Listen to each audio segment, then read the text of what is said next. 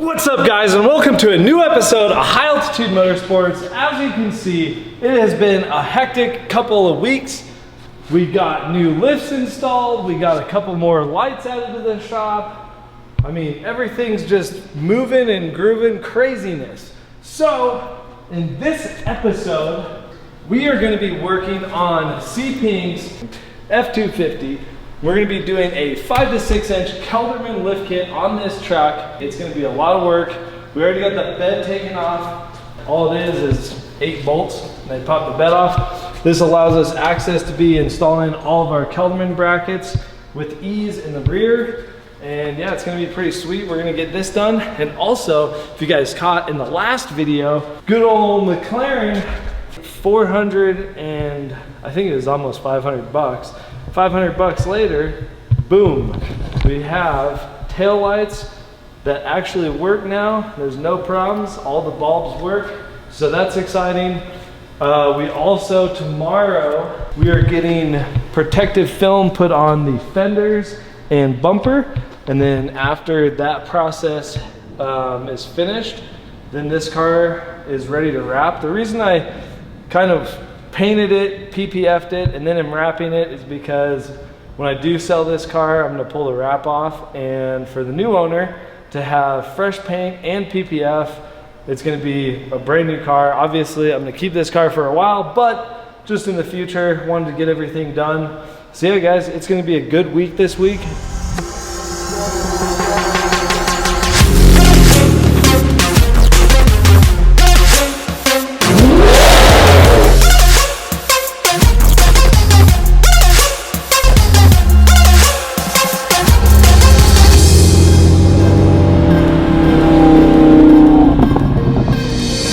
We got the brake lines disconnected, the ABS lines disconnected, took off the B&W rear hitch, and just disconnected the e-brake line just over here, just to take the whole axle out from underneath the truck. And then we're gonna take off these leaf springs next.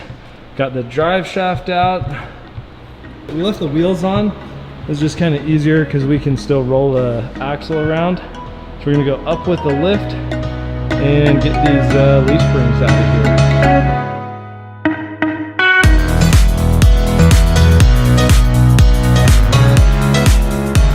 Alright guys, so as you can see, rear axle completely out.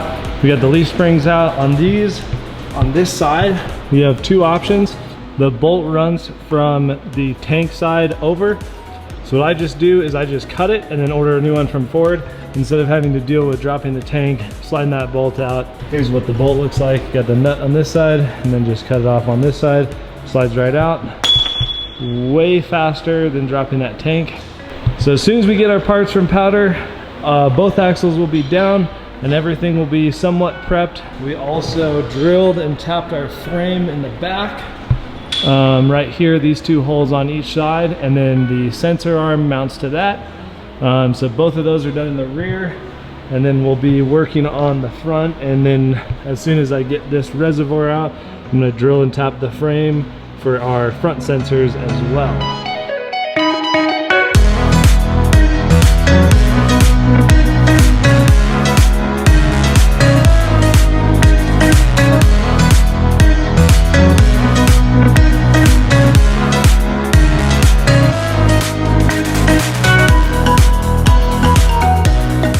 Alright guys, so as you saw yesterday, we got the axles torn apart. Really good progress on this truck. Right now we are currently waiting on powder coat, so we're keeping ourselves occupied trying to get as much other things that we can done. Now we are working on the air management system. So Chris has a train horn setup on his spare tire. So normally we would mount this whole setup in the back where the spare is. But he wants to keep that, so we're gonna try our best to accommodate that.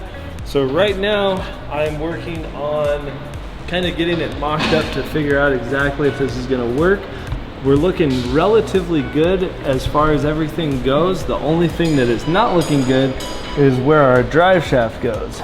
So we are gonna go to Ford and take some measurements of a short bed just to kind of see if this is something we can do. Other than that though, I think it should work here.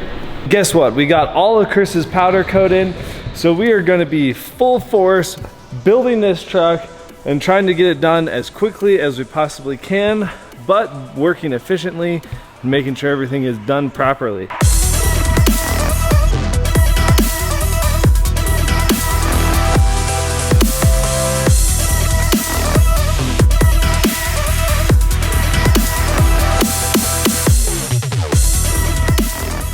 Kind of playing around with the mock-up on the air management. I put this upper bracket in so you can see there's plenty of room here. From the stock height, the top of the drive shaft closest to the fuel tank up to the top of the frame rail, we had 15 inches. The bottom of this, the lowest point, is at 13 inches. So I think we should be good to run this air management like this. That's gonna be the first time doing this. Probably gonna cut this bracket off just so I can push it a little bit further over this way. And with this upper bag mount in now, you can tell there's plenty of clearance from the bag to this, so don't have any problems there.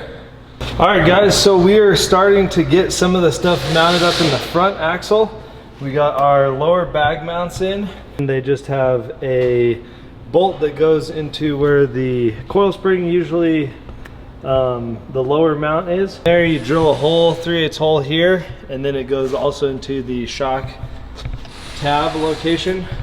We got our drop pitman arm installed, and we got our track bar drop bracket installed. And now we are working on getting our upper bag mount mounted. So we have to drill these 2 holes out, then we'll mark where we need to drill and tap the frame for our other 2 mounts.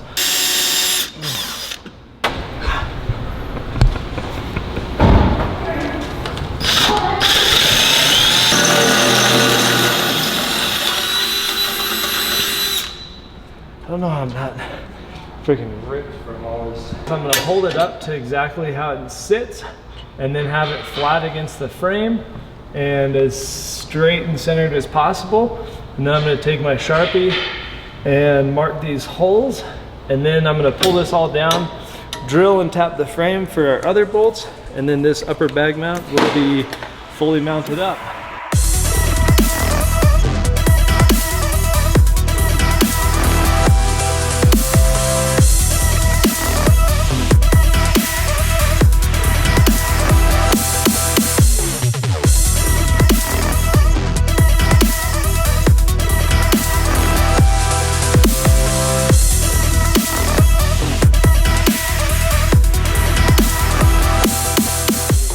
All right guys, so we got our upper mount all installed now and everything is torqued. These ones are very critical to make sure that we mark, drill, and tap those perfectly, because you want this to be fully installed with no gaps or anything like that. So now that we have gotten this on, we have pretty much gotten everything installed.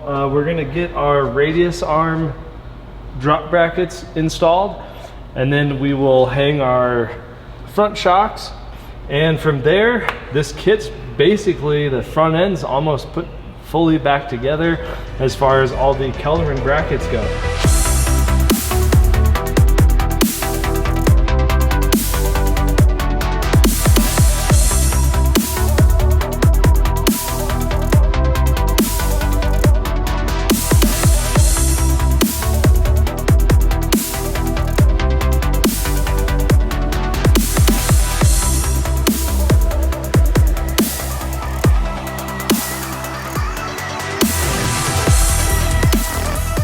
All right guys, so as you saw, we built our radius arms with the Kelderman inlays. I ended up having to take the lower mount off of the truck because I wasn't able to slide the radius arm upper bolt in. So took the lower mount off, installed the radius arms to the axle, lowered the truck down. We got our shocks in. These were the new Kelderman RAPTOR shocks, so we got those installed. And then we got our radius arms, so now the suspension is in the air, bro. What we'll probably do next is get our lower bags kind of in. Right now, we're waiting on the cam bolts for the lower control arm bolt. So right now, obviously our camber's off and it's in the air.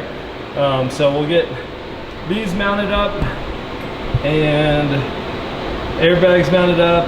Probably see if we can get our steering and all that stuff hooked up as well.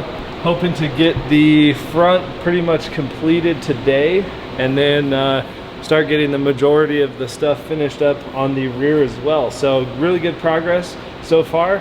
So we'll keep you guys updated as things move along. All right guys, so we had a really good week at the shop. We got almost the entire front of this lift kit completed. And then I started doing a little bit of work in the rear. This was where the def tank mount was. So I got that cut and rough right now. And then I'm gonna come in, clean all that up and paint it. What else did I really do in the rear? That's about it for now. We also got the new 35, 1550, 24 Venom tires on. So we mounted those up, so those are ready to go. And then we'll come check out the front really quick, just to see. So we got the bags in, we got these torqued, we got our reservoir mounts in. I think that was about it since the last time we filmed. So now you guys are gonna have to stay tuned till next week to see part 2 of this full build. This build is actually going to the SEMA show as well. So you guys will have to stay tuned and see it there this year. As long as it happens and everything. So thank you guys so much for watching, and we'll see you in the next episode. Part 2.